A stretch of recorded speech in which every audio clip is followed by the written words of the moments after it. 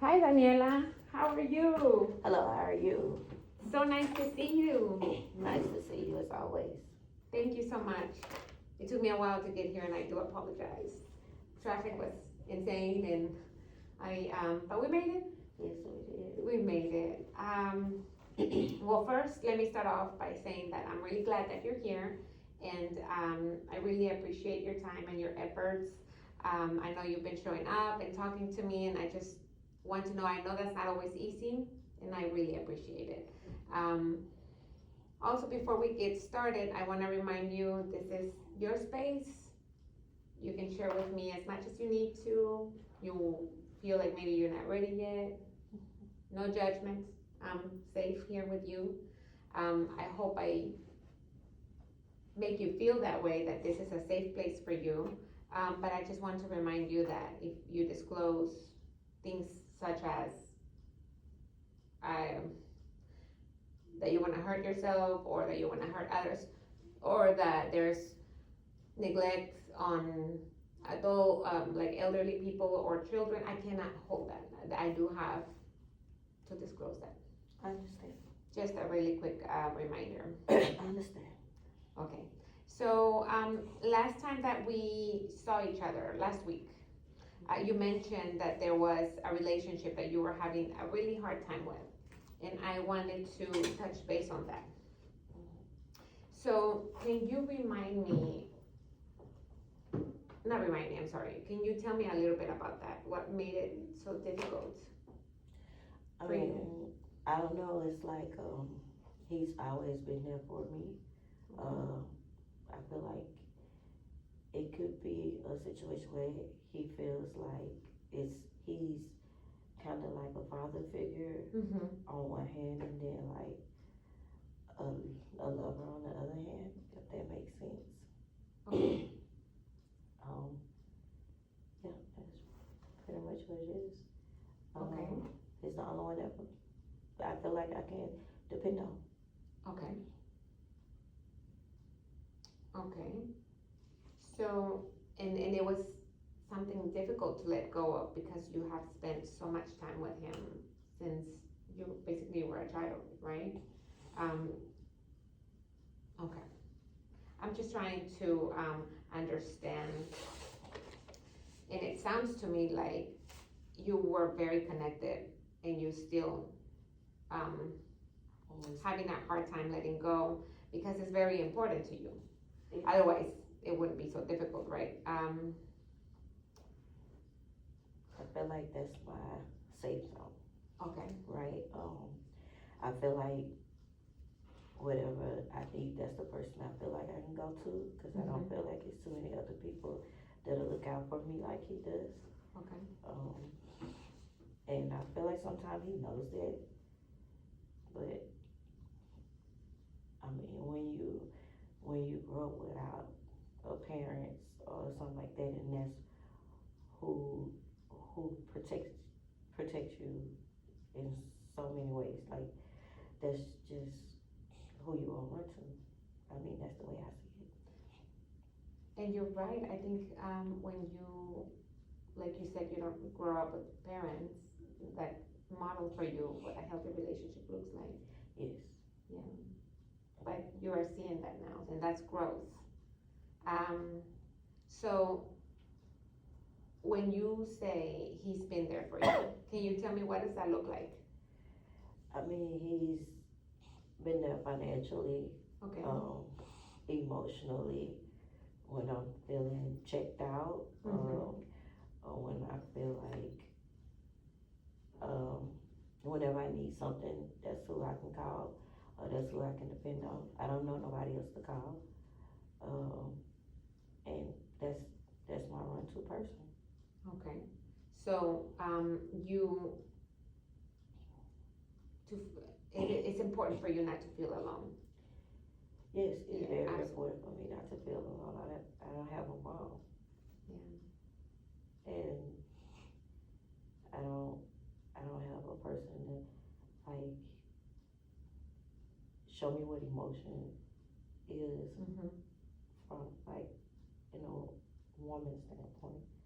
But I mean, I feel like he loves me.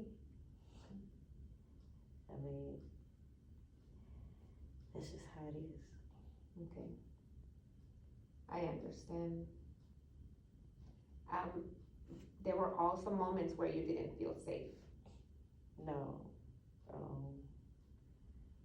whenever he gets angry, Okay. I feel like I have to know my place. Okay. And if I don't want it to be bad, then I just do what I'm supposed to do. Or, I mean, what I'm told to do anyway. I don't know if that's what I'm supposed to do, but that's what he's grown me to know. If that makes sense, like I just obey him. Okay. I understand that, yes, absolutely. As long as I follow the rules, then Mhm. I feel like it'll be okay. Okay. So on one side, this is the person that makes you feel safe. This is the person that, where you feel that you can run to and hide from the world. And then on another side, this is the person that also harms you. When it's bad, it's bad. Okay. When it's good, it's good. Okay. And I rather the good Yeah. than the bad, because the bad can be very painful, whether it's physically, whether it's mentally, whether it's emotionally, and dealing with all that sometimes can, I don't know, make me feel mentally checked out. Okay. And I'd rather be on the good side. Yeah. I know he's gonna provide for me, and I don't want to lose that. Okay. That's the only person I know I can go to. Okay. How do you make sense though, of those two experiences together? That this person is your safety and is also the main person that creates all this drama in your life, all this chaos and all this harm. And it just goes back to making sure that it stays good, making sure I obey, making Okay. sure I go by the rules. Okay. And I mean, he's already told me as long as I follow the rules, then we'll be okay. Okay. Or just make him happy Yeah. and try to satisfy him. Okay. So sometimes when we experience both of these very different e- emotions like safety and danger, when we experience this from the same person, it creates a very strong attachment style, and our brain is just trying to protect us. And it doesn't mean there's anything wrong with you. It just the attachment style is very unhealthy, and it's very difficult to get out of. You know, yeah. Um, have you guys talked about your pregnancy yet, or no? Well, It's still a touchy subject. yes. Yeah. It's still a touchy subject, but I mean, I've thought about it, and I want to keep my baby. Okay. I feel like with this baby, we will, we'll be happy. I Okay. mean, he won't go anywhere. I feel like maybe, he'll want to protect his baby as much as me.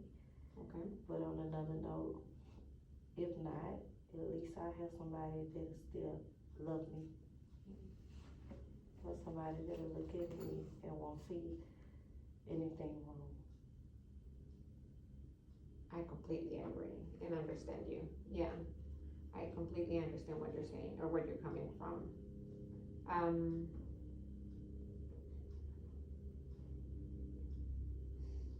And that's sweet and tender. So I've noticed that you have had difficulty with certain people in the cafeteria, in the library, I think. Um, what is going on right before the issue starts? I mean, it's just a lot of snickering, a lot Okay. of laughing, and I feel like no one in here knows me enough Okay. to be able to judge me. Mm-hmm. We all have our own situations, and my situation is my situation. Mm-hmm. So unless nobody talks to me and try to get to know me, Mm-hmm. but whenever I come around, it's just a lot of whispering and a Okay. lot of laughing, and I don't think that's cool. And you think they're talking about you? Yeah. Yeah. That's Okay. just how I feel. Yeah. Okay.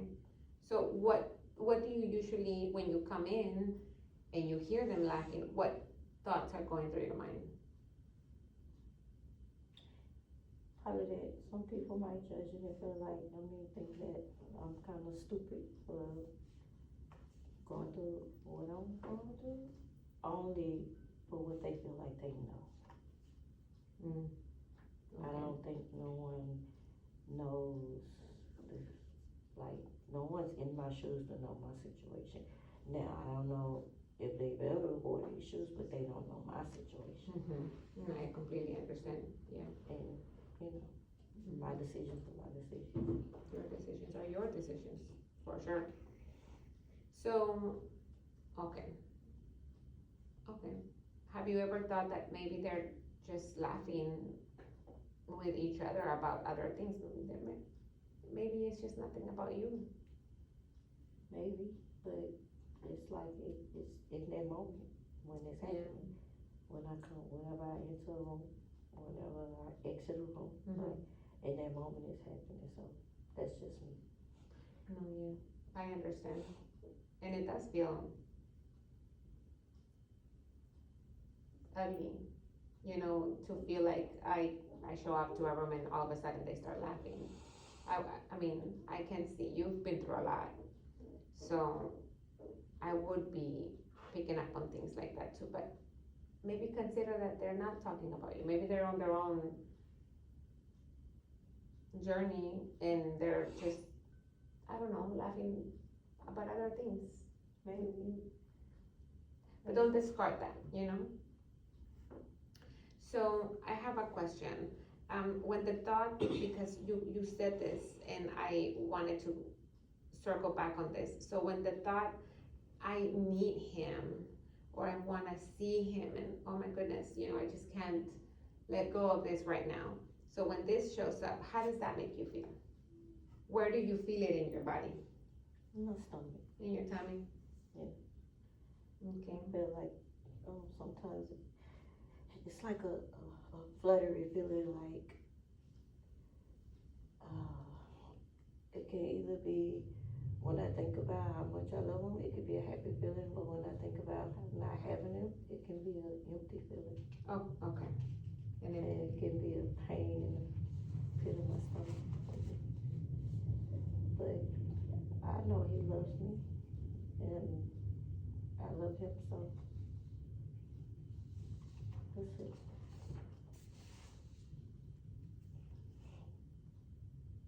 That's tough.